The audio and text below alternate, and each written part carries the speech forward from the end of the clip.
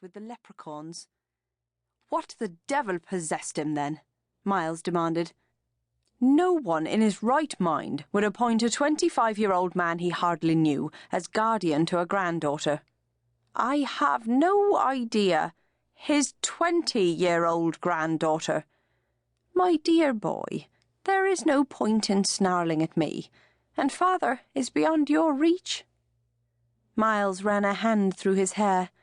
"I'm sorry, but this is a damnable imposition." "Tush, tush! You'll have a seizure yourself if you allow your choleric disposition to rule you." "I do not have a choleric disposition." Colm poured 2 glasses of brandy and passed one to Miles. "Every redhead is given to anger. My hair is not red, and I am the most easy-going of fellows." Miles unclenched his teeth in order to sip from his glass. "I simply do not want to be responsible for a young woman, especially one I remember you describing as that hellion Felicity." Colm settled into his favourite chair. "The dear child is calming as she gets older. Nothing could have been more suitable than her behaviour during the obsequies." He looked at Miles with a mischievous twinkle that made him resemble a portly leprechaun himself.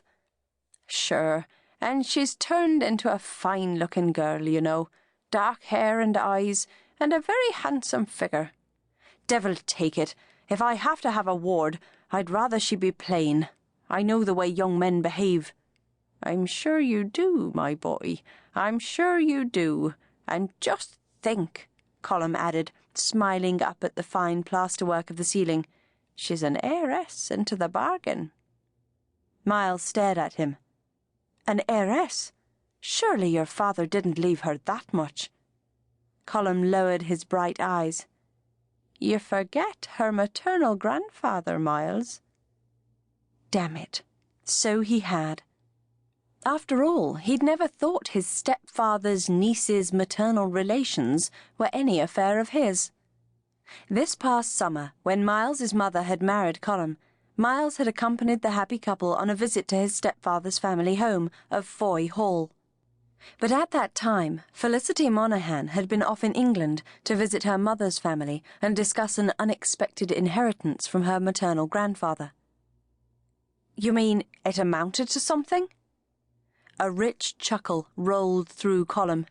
"When I think of the dust father kicked up about Patrick's March with that miner's daughter from Cumberland, and then the man develops minds of his own and makes a fortune." He raised his glass in a toast. 20,000 a year, my boy." 20,000? You might want to look at little Felicity with marriage in view. "Hellion," Miles reminded him, and downed a strengthening swig of brandy. 20,000. That was more than his own income. Hell and damnation! Every fortune hunter in Europe would be after her. Miles couldn't help thinking that if his mother hadn't taken this unlikely notion of marrying again, he'd never have known the Monahans and would not be in this stew. Now, my boy. A man who likes horses should appreciate a bit of a spirit in a filly. Devil take it, Colm. We're talking about a woman, not a mare. It's all the same in the end." His stepfather emphasized the comment with a merry wink. Miles refilled his glass.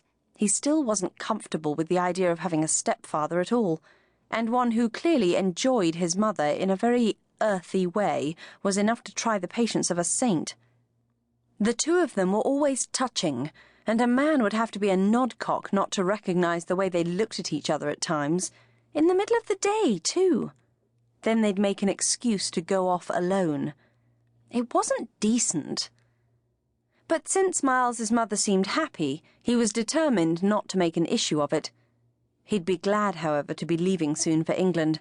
Hopefully, by the time he returned, Colm and his mother would have moved beyond newlywed fervour and be acting their age. If he ever got to England, that was. He'd had the damnable luck to dislocate his shoulder in October, just as he was about to leave for the hunting season. And then the thing had not healed well. Resenting each missed day in the shires, he'd given in to his mother's insistence.